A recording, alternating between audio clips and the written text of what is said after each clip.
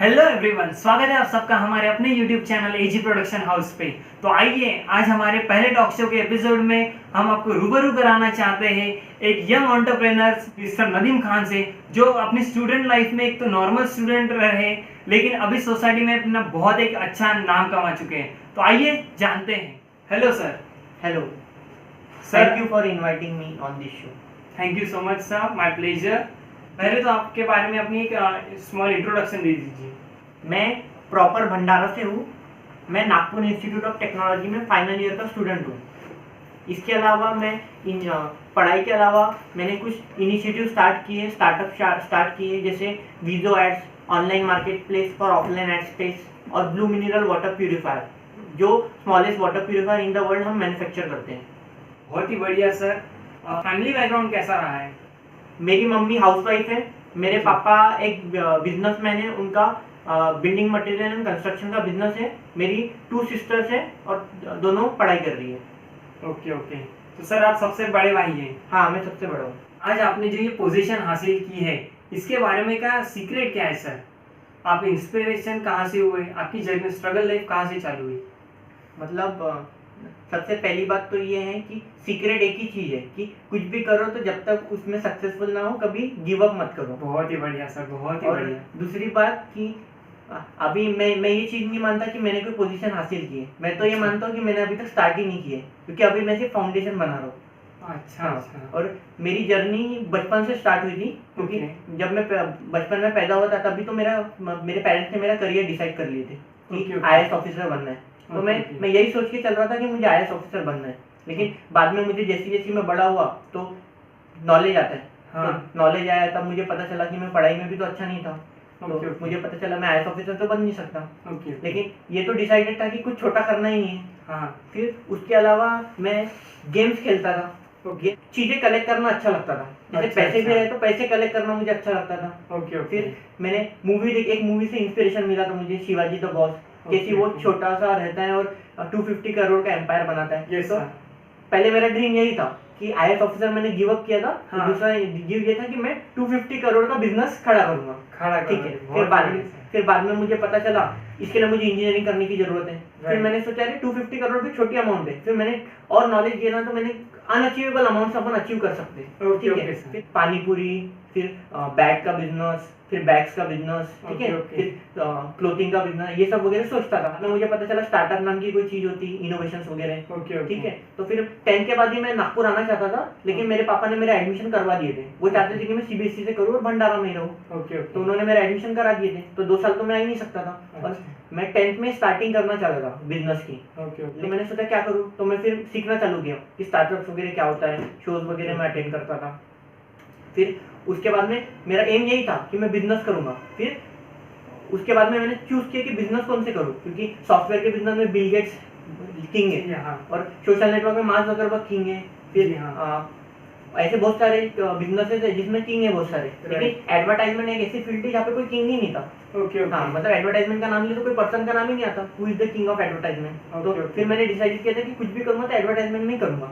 मतलब पता था कि न्यूज वगैरह में एडवर्टाइजमेंट करते हैं, टीवी पे एडवर्टाइजमेंट करते हैं। तो मैं यही लेके चल रहा था। इसके अलावा हमने कुछ शोज वगैरह अटेंड किए, तो वहाँ पे मुझे एक मेंटर मिले, उन्होंने मुझे सब बिजनेस के बारे में सब सिखाया कि कैसा होता है, स्टार्टअप कैसे करते हैं। फिर मैंने होर्डिंग का आइडिया आया मुझे, जो एक यूनिक था, ऐसा कोई स्टार्टअप नहीं था। और जिन्होंने भी स्टार्टअप की, किसी ने ये एडवर्टाइजमेंट का सेक्टर क्रैक नहीं किया था, जो होर्डिंग्स वगैरह का आउटडोर एडवर्टाइजमेंट। और मेरे में बहुत एनर्जी थी जब मैं मतलब बहुत पैशनेट था। तो जब मैंने पहली बार कंपटीशन में पार्टिसिपेट किया था, मेरी स्पीच से सब इम्प्रेस हो गए थे। भले किसी को कुछ समझ में नहीं आया मैंने क्या बोला, लेकिन इम्प्रेस हो गए थे। तो फिर वहाँ मुझे मेंटर मिल गया, उन्होंने कहा कि मैं आपको सब सिखाऊंगा।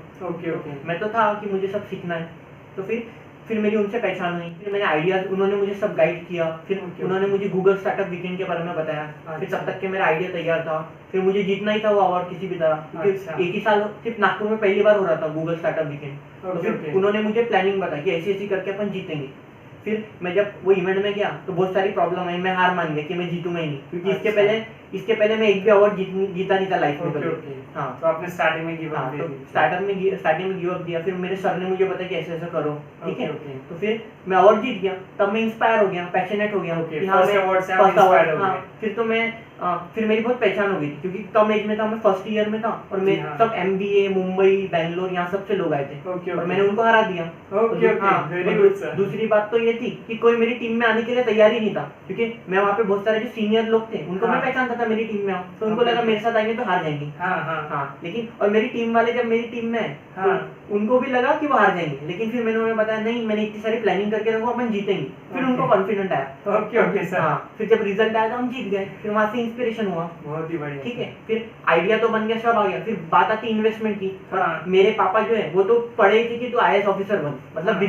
बाकी IAS ऑफिसर के अलावा मुझे कोई चीज में सपोर्ट नहीं करने वाले थे। ओके ओके, तो सर हाँ। आपका इसमें फैमिली सपोर्ट कैसा आया? मतलब फैमिली सपोर्ट मिला ही नहीं मुझे। तो अब तक का आपको फैमिली सपोर्ट ही नहीं नहीं, है? मतलब फैमिली सपोर्ट मिला ही नहीं मुझे कभी, क्योंकि ओके। मेरे पापा चाहते थे IAS ऑफिसर बनेगा तब मैं सपोर्ट करूंगा। ओके हाँ, ओके। और जब बिजनेस में रहा तो कोई सपोर्ट ही नहीं करता था। ओके। और उसके अलावा अभी सब सपोर्ट करते जब अचीव कर लिए। राइट राइट हाँ, सर। अभी सब सपोर्ट करते हैं। और उसके अलावा फिर जब मैं फिर बिजनेस चालू किया तो मैं पिचिंग वगैरह देता था, वहाँ पे इन्वेस्टर फाइंड आउट करता था, तो Okay. फिर बहुत सारे प्रोडक्ट्स भी बनाए थे। तो ऐसे ही सेकेंड ईयर या थर्ड ईयर के बीच में मुझे एक इन्वेस्टर मिल गया, मैंने उनको पिचिंग किया, फिर उन्होंने इन्वेस्ट किया, फिर मैंने उनके साथ में स्टार्ट किया।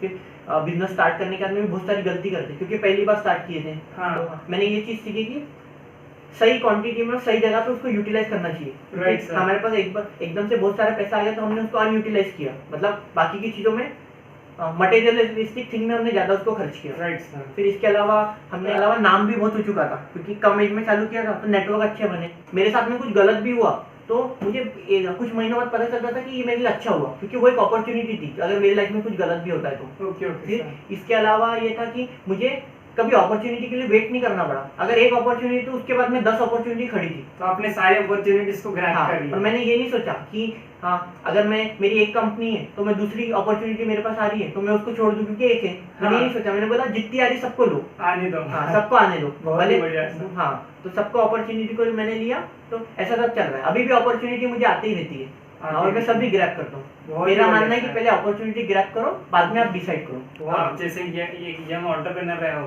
तो आपको अवार्ड्स भी मिले होंगे बहुत सारे, तो हाँ। आप बता सकते हैं कि कौन से अवार्ड्स मिले आपको?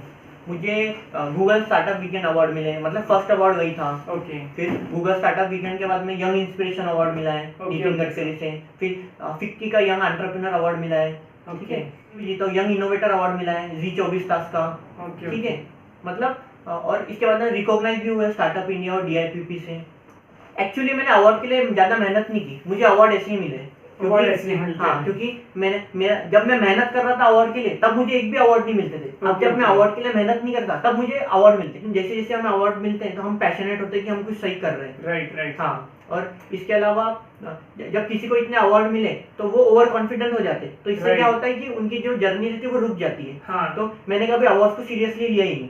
ओके। हाँ, आप इसलिए- अपने काम के सब पैशनेट हाँ, रहे। क्योंकि मैं जो करना चाहता था हाँ। मैंने उसका 1% भी अभी तक किया नहीं हूँ। ओके। हाँ। तो अभी आपको बहुत कुछ अभी बहुत कुछ अचीव करना है, तो जब तक मैं अचीव नहीं कर पाता हाँ। इसलिए मैं अभी उस पर ही लगा रहता हूँ, ओके ओके। आप हाँ। कंटिन्यूअसली उसमें उसमें ही लगा रहता हूँ, क्योंकि ओके ओके। स्टार्ट होने का है अभी सब। ओके ओके सर, हाँ। बहुत ही बढ़िया सर। आप एक कौन सा मैसेज देना चाहेंगे सारी जो यंग जनरेशन है हाँ। उनको? मतलब मेरा मैसेज तो यही है कि आप रिस्क लीजिए, क्योंकि अगर आप जॉब करोगे तो जॉब से आप कुछ एक लिमिटेड इनकम कमाओगे। इसलिए आपको खुद का कुछ स्टार्ट करना चाहिए, आप खुद के बॉस बनोगे, इससे आपको नाम भी मिलेगा। मेरा तो मानना ये है कि एक नॉर्मल लाइफ जीने से अच्छा पहले तो आप 24 ईयर्स तक पढ़ाई करो, फिर आप 4 साल बाद आप शादी कर लेते हो, फिर बच्चे हो जाते हैं, तो इससे अच्छा। और फिर एक बार आप बच्चे हो गए तो फिर उनके खर्चे बढ़ जाते हैं, फिर आपकी जो अर्निंग है जितना भी आप अर्न करते हो पूरा यूटिलाइज हो जाता है फैमिली के लिए। तो मेरा मानना ये है कि ऐसा करने से अच्छा तो मैं मर जाऊँ। कम एज में डिसाइड करिए कि आपका इंटरेस्ट क्या है, उसको फाइंड आउट करिए और उसमें आप अपना करियर बनाइए, क्योंकि जब लोग और आप जैसे लोग बदलोगे, हम जैसे स्टूडेंट और यूथ बदलेगा, तभी हमारा देश बदल सकता है, और हमारा देश बदलेगा तो हम सब मजबूत बनेंगे। बहुत ही बढ़िया सर, हाँ। बहुत ही बढ़िया बोले सर। एक जाते जाते यही बोलूंगा कि hard work is the key to success. और दोस्तों जैसे मिस्टर नदीम खान ने अपनी सोच बदली, तो आपसे भी यही निवेदन करूंगा कि आप जल्द से जल्द अपनी सोच बदलिए ताकि देश भी बदल जाए।